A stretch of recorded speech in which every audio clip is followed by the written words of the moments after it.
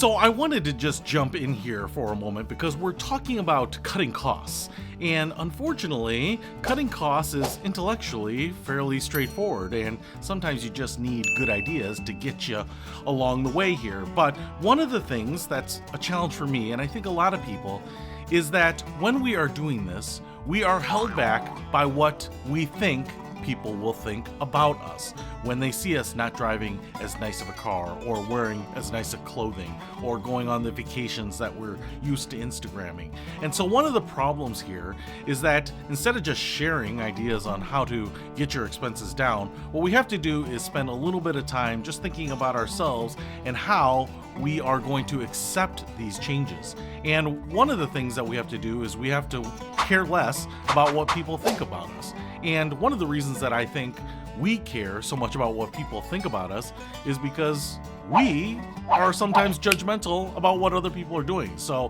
when we see someone doing a staycation instead of a vacation, or we see someone coming home with a Chevrolet instead of a Cadillac, or whatever it might be, sometimes we have some of those judgmental moments, and we assume that people will have those same judgmental moments about us if we are seen doing some of those things as well. So I wanted to bring this up because sometimes the harder part is just getting comfortable with ourselves and realizing that the net worth is not an indicator of our self-worth, and we have to actually look for some techniques, we're all a little different, that might help us kind of get through that mental barrier, kind of get through the FOMO or the concern or the insecurities that we might have, so that we can make the changes in our life that we really need to. Because sometimes we'll go through all of our lives worrying about what people think, and we'll just run ourselves into bankruptcy. So what I wanted to do here is just kind of put together in the next couple of videos some ideas here, some practical things that maybe you can take one or two of them